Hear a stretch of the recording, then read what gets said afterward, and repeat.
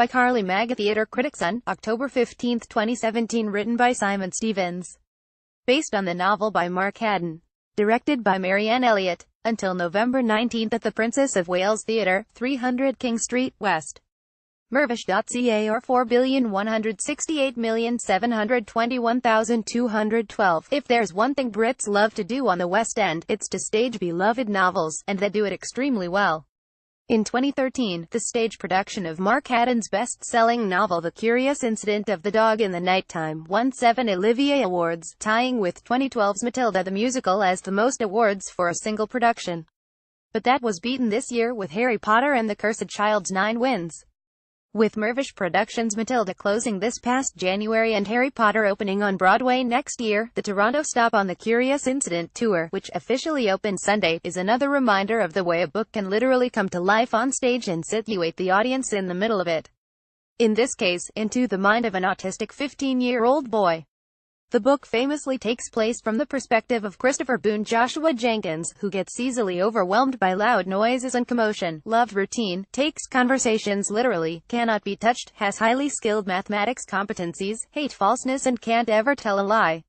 When he discovers his neighbor's dog Wellington has been killed, he takes the case on himself and ends up solving another mystery involving his own family, which he chronicles by writing the book himself. In his adaptation, playwright Simon Stevens places the first act as if the story is being read out by Christopher's therapist Siobhan Julie Hale, allowing the action to unfold in person while she narrates the contextual gaps. In the second act, Siobhan has turned Christopher's book into a school play, though in reality that productions wouldn't have nearly the same technical capabilities as Bunny Christie's design famously does.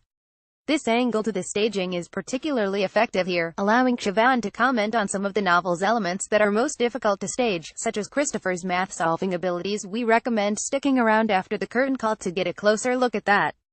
But director Marianne Elliott best uses other theatrical elements to get inside Christopher's head. Acutely choreographed movement sequences by movement directors Scott Graham and Stephen Hoggett can demonstrate the exquisite pleasure of his after-school routine, or the frantic horrors of downtown London that sent him literally reeling.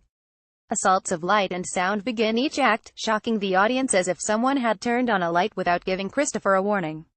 The design team, Christie on set, Paul Constable's lighting, Finrouse videos, Adrian Sutton's music, and Ian Dickinson's sound, are responsible for much of the play's hype, with, in 2012, what was a groundbreaking element of spectacle, while also supporting the play's themes simulating graph paper on a math exam. This is Christopher's weapon of choice on which to draw, project, and communicate his story.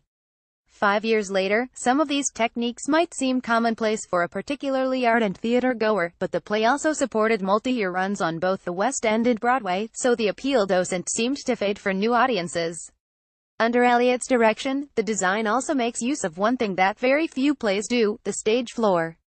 It makes sense, if that's where this teenage autistic boy spends most of his time looking. The floor is where he sets up a treasured train set, where a mathematical equation unfolds, and where he draws his map through London. In the Princess of Wales Theatre, which features a rather flat lower level, a better choice of seat would be up in the balconies to get the full effect.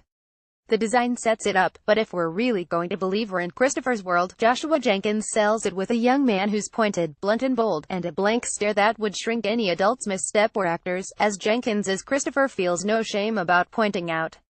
But as Christopher misses the intricacies in the emotions of those around him, the audience luckily doesn't have to.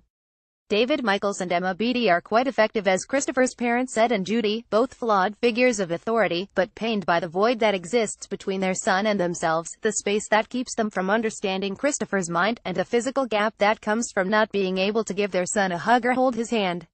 If The Curious Incident of the Dog in the Nighttime feels sometimes a bit too conspicuously emotionally manipulative, any live animal on stage will unshakably hook the audience. It gets away with it in its sheer celebration of live theater as its chosen form. Elliott's production proves exactly why his story requires live human beings, on stage and in the audience, with all of their senses on high alert, together, even if the story's main character wouldn't stand the artifice of it all. Correction, October 16, 2017. This article was edited from a previous version that mistakenly referred to the Princess of Wales Theatre as the Prince of Wales Theatre.